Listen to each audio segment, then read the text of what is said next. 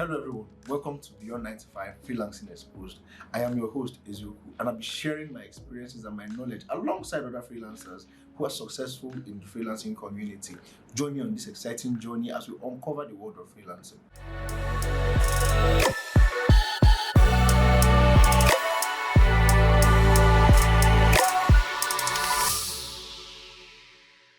Hello everyone, welcome to another interesting episode of Beyond 9 to 5. And today we'll be talking about a different aspect of Beyond 9 to 5. We'll be talking about event planning. And I have with me here someone who is into event planning, who will be sharing the experience with us. And her name is Tommy. Tommy, would you do a little bit of introduction to our guest? She called me Tommy, but hi everyone. My name is Banke Thompson. I'm also Tommy, but then my name is Banke Thompson, and I'm a project and event manager. I think that's just the long and short of it. Okay, so when we talk about project and event management, can you give us a brief history about your experience in this field? So I officially entered the event industry 2021, and since 2021 I've been able to build my brand up to, where it is now. The brand name is BT Events. I started as a volunteer for a couple of events, and from volunteering, I got referrals, and that was how the whole thing started for me. But before the official part of it, before officially entering the industry, event planning has always been a part of me. Like they say, our mothers were event planners. They will put together birthdays and all those things.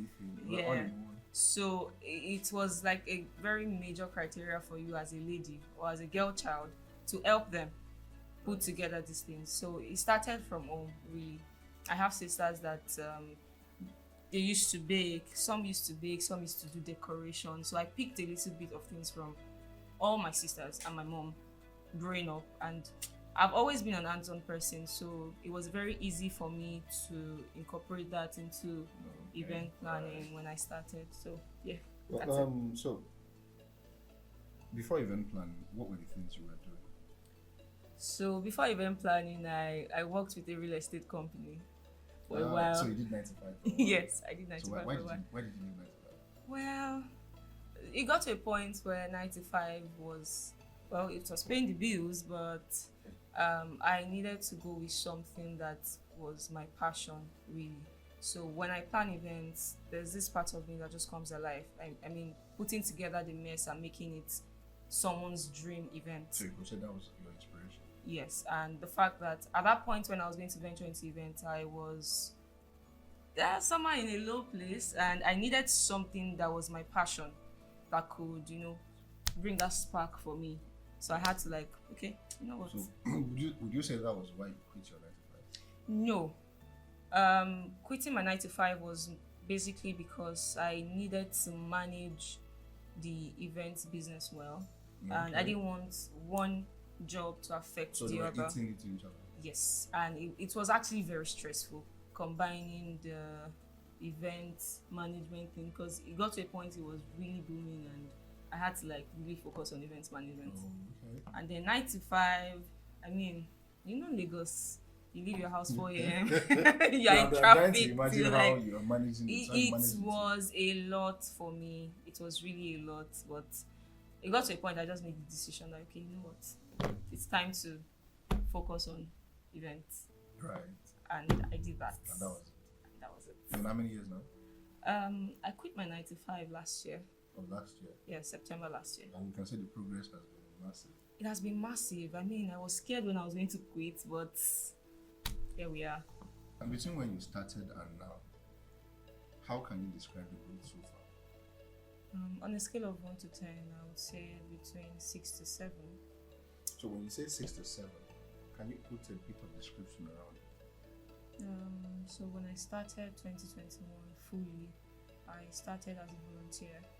I volunteered for some projects like Lagos International Poetry Festival, Fada Festival, Pendulum, Truth Festival, and some other events. Yes, I volunteered. So volunteering, would you say personally or generally that volunteering is a key important aspect? It was just something I did randomly because I enjoyed it. Would you But advise it anybody has, who it is has, going into yes, by all freelancing? means, because all my clients that I have, or the clients I started with, they came from the volunteering I did. I mean, my first major client was a father boy's wife, Oh, okay. and it was because she saw what I did for the festival. She liked the way I worked, or basically yes, and she was comfortable working with me, and that was why she called me. So So by now, volunteering, you were able to get your first gig. yes, and I mean Lagos International Poetry Festival, sorry, called me back last year to be the project manager on last year's edition. Like just volunteering and then next thing Exactly. you move from volunteering to being Right. project So I manager. would say that's like it has been one of my major tools. No, I think I agree with you. I think for Right. anyone who is just starting, it is important that you look for events within your niche and try as much as possible to volunteer. In Right. these days, we place so much emphasis on getting paid. No free job, Yes. no free job. You don't want to do free job. But sometimes it is from these free jobs you get to be called upon for, I mean, in the corporate world, we call it internship. right? And they pay you stipend. Yes. So, I've asked you how long you've been in the industry. So it's about a year. Yeah, Right. full time a year. So, have you ever worked with anyone? And let's say an overambitious person with a little budget. Well, I would say yes. How do you manage this people? So first off, you don't tell them off. Okay. So you don't just tell them. No, you don't just tell them, I can't do Like this, your it. budget is. No, you can't do that. So I not try to. No, it's. I don't know. Maybe for some other people, but for me, I do not tell them off. So what I do is I try to make them understand, and like I try to get different vendors, different quotations from different vendors within that budget. And if I cannot get something within that budget, if it's slightly higher, I explain to them. I let them see what, like I break it down, because in this industry or this job, you have to be very transparent with whatever you're doing with your clients. I don't know about other event planners, but I'm very sure a lot of us do that. You have to let them see what they are getting, right? Okay. So I tend to break it down. The quotation, if we are renting this for this amount, I will let them see. So you would know that I'm not adding money. This is the quotation I'm getting from this person. This is how it So is. there's usually a general quotation. Yes. So how then do you make your own money? Through service charge. Okay, so within all of the whole cost, you add your own service. I add my service Usually, how between what range? Pricing depends. Okay. If you're starting out, I mean, you have to decide how much you want to charge based on how much you're going to spend on logistics, your coordinator's money, You weigh that before you give pricing. I mean, some big event planners charge based on percentage of total cost. Okay. So some people do 10% of total cost, 15% of total cost. So if I'm doing like let's tomorrow now I want to go into event planning. I have like a billion naira event. Yeah, I mean, you So can I'm charge. charging 10%. Obviously, That's like you 100 can. million. Yes, you can do that. Well, I think I should go into event planning. So, can you talk about your most memorable event that you've planned so far? Well, I would say my most memorable event would be the proposal that went viral. Not because it went viral, no, not that. But I mean, the photographer that worked for that event, I'm very sure if you ask him now, he would say it. I was smiling all through. It was like it was my proposal. Was that nice? Yeah, I mean the chemistry between the couple, the friends, it was just very memorable for me. Yes, and So it was nice. Working within the same budget, what is your so far? And as I told people earlier that you are not there yet where you want to be, but you are not where you started from. Yes. Right. So far, what is your most expensive and the most expensive event you've had to handle? Budget that I've had to handle. Personal social events that my brand has handled would be 5 to 6 million naira budget. And there's no restrictions to the events that you handle, right? For now, no restrictions. I do corporate, I do social. All of them. So now, within this same industry, right? You work with a lot of vendors. Right. So how do you navigate with vendors? How do you get discounts? compared to an individual walking up to somebody, let's say, for example, who's a cook. So working with all of these vendors, how do you do negotiations with them? So when I started out, I started as a coordinator for other event planners, right? I still coordinate for event planners. Yes, I still work with some event planners, and working with them, you get to meet a lot of vendors. So for all the projects I've really worked on, I know I have strengths with vendors management. Okay. Yes, that's a major strength I have when it comes to events management. So I tend to meet these vendors very well. I know vendors are also looking for jobs. So when you're coordinating for an event planner and you're handling maybe the caterer or the photographer, they tend to tell you, oh, you can call me for jobs. So you build relationships and you leverage on those relationships when you have your own personal job. Okay. So it's easier for a vendor to give me discounts than if you go as a client to meet the vendor, they don't know you at all, they will charge you. True. So it's easier to give event planners. Working with, now, have you ever worked with a client who has, you said you have your own vendors, and within the same event, they say that okay, they have a photographer, or they have this and they have that. Yeah, sure. How Herculean or how tasking can it be? That's what we call coordination. Okay. So the amount you charge for coordination or event coordination is different from event planning. Event planning means you're taking the whole project from the beginning. You're doing the pre-planning phase. So there's event coordination, there's event planning. Yes, you are. That means you are doing the vendor selection, the negotiation. You are doing all those things. But for coordination, it means your client has vendors already. So all you're coming in to do is to manage the vendors. Sometimes manage. Is that more? It is more tasking. It is more tasking because if you're working with your vendors that you select and that you're paying, you have some sort of leverage. But if you're coming to talk to vendors that your client got, they finalized, they've paid them in some cases, and then you're coming and then you probably see the mood board and you're like, oh, we need to adjust to this. Some vendors might tell you, who are you? Where are you coming from? Do you understand? So it's more difficult trying to coordinate vendors that are not your vendor. So it's a different case if you've worked with these vendors before, probably for another event. When they see you, they already know you. They are used to you. But if it's a new vendor that you've not worked with before, it can be tasking. So you need to be, you need to use wisdom. Right. To undo them. So yes, event coordination can be more difficult than planning. What's your most memorable event? Okay, you said the one where the proposal. Okay. How about the most challenging one? Anytime I remember this event, I just laugh. And so it was a coordination, right? No, not really coordination. But the client had a decorator. Okay. We had gone for venue recce, we had the floor plan, the mood board, and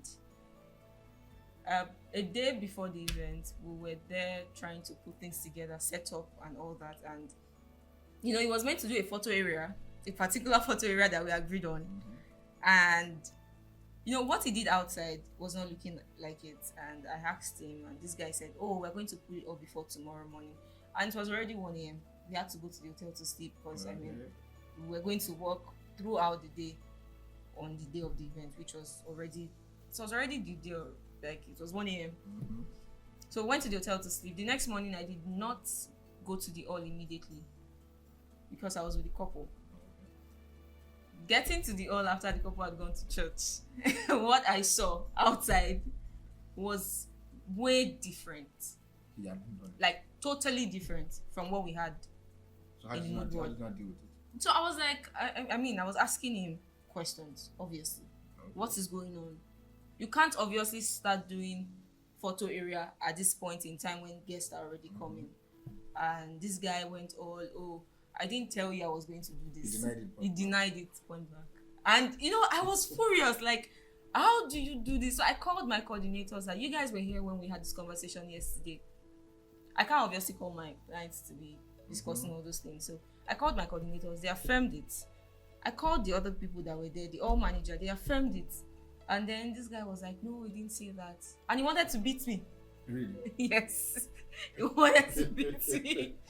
It was so so I can laugh about it now, but that day it wasn't funny. It wasn't funny, right? At all. It wasn't funny. So I think that would be Well, if anyone wanted to beat me, I don't think I will forget that day. So, concluding now, for people who want to go into event planning, let's say coordination as well, right? You know, people like to scratch things on the surface and they just do inspire to aspire, but I'd like us to do it here. Now, what advice would you give to people who want to go into event planning? so I would say don't be in a hurry to start your brand. The reason why I started my brand was because before I created any Instagram page or any social media page at all, I had been doing my own personal events. So I had a couple of events that I have done. And you know, I saw that the clients were coming and it was already time for me to let me build my brand. And it didn't stop me from still working under event planners. So starting out as an event planner, you need to work under people. And I mean, it's the same for every other industry. You don't just set out and say you want to be on your own, right? Like I would always tell my coordinators, there's work with people that would allow you grow. The event planners I work with, they are people that I can easily run to when I have issues with my own personal events, and they would always come through for me. And I think people are not always looking at that. I think you think? Well, you still have to learn under somebody. Yeah, I agree. You necessarily do not have to punish yourself because you want to learn under someone. But I mean, you need to work with other event planners. I mean, I haven't done any. It's now that I'm just taking event planning course. Oh, really? Yes, I don't have any certification in event management. I'm just going to get my diploma in event management. So everything I know today has been from my experience working with different event planners. So a little knowledge here, a little knowledge there, you know, just wraps everything and put it together. But don't be in a hurry to set out. Okay. So thank you for watching so far. So I think what you have said that has struck the chord for me is that just because you have conceptualized the idea does not mean that you start. Yes. So you could either still do your 9 to 5. You know, for a lot of people, you are doing your 9 to 5, and you know there's this burning within you that wants to start something. But if you don't have clarity, you may have clarity as well, but the platform is not there yet. Right. You know, you have to do a lot of volunteering, and you still do. Yes, I still do. You know, so wherever it is you find yourself, church, community, and someone calls you, you could tag along, because all of these experiences are not wasted. Sometimes you may feel cheated, right? But it is all part of the process. I don't think there's anyone who has been so rich. Even I think over which was not this week that Otadola had to talk about how he felt cheated, but he's still a made man. Well, you cannot take that away from him. I don't think there's anybody who has succeeded in their field that would say that they've not felt cheated. So I don't think that should deter you. You could still be doing your 9 to 5. You don't have any issues. Continue with the 9 to 5, and along the line, the moment you feel that it is right for you to set out and establish, have a go at it. And I can also tell you that it is still not going to be easy as well. You know, there's going to be challenges. There are days you feel like, why did I even quit? I don't know if you've ever had that feeling. Yes, really. Because you're in your 9 to 5 and you be like, why did I stop this job? Because when you're out there, you feel like the money is small. You leave again and you think that just because 9 to 5 gives you this constant monthly income. You know that your salary is coming at the end of the month. Your salary is coming and you had it planned out. But as a vendor, this month there's not so much sales. Next month there's boom, and you will not think because you had a boom last month and you have low sales this year, you think that last month will make it go away. No. You know, you are sleeping between financial depression, career depression, and I don't try for myself too. You know, so whatever it is you are going to do, right? Just ensure that you follow it through. Don't be like a mouse, you know, who eats here, and there. Just pick one thing, right? If you're going to be a 9 to 5 person, be that 9 to 5. But yes, we talk about beyond 9 to 5 here, and I think that when you think, as she has said, she felt that okay, I could not manage two things when she was, and then she started. She's not where she wants to be. She's struggling just like you and I. You know, she's still pushing it. So don't think that she has it all sorted out. It might be sweet here and we're saying all of these things, but trust me, it is not. So that is how we conclude on this episode. Banke, I don't want to make a mistake. It was nice having you on. Thank you so much for having me. We hope that you can kindly drop your social media handle so that for people who want to plan their event, just please. Thank you. The Instagram handle is at BT Events Management. BT Events with S, MGT on BT Instagram. Events with S. Just like BT Events. Okay, TS. Yes, TS Alright, and MGT at the back. Yeah, Oh, okay. all together. How about Twitter? Yeah, it's the same thing on Twitter. Oh, okay. Yeah, that's just Instagram and Twitter for now. Well, you can also follow me on Instagram, TikTok, Twitter, and Facebook. So I am Eziokwu. I am Eziokwu together on all social media platforms. So until next time, we hope you get things sorted. Bye. Thank you for spending your time with me today. I hope you found this content to be informative. If you've enjoyed this video and would like to see more, do not forget to hit the subscribe button and turn on the notification so you never miss an update. If you found this video helpful or informative, do give it a thumbs up and share with family and friends. Thank you.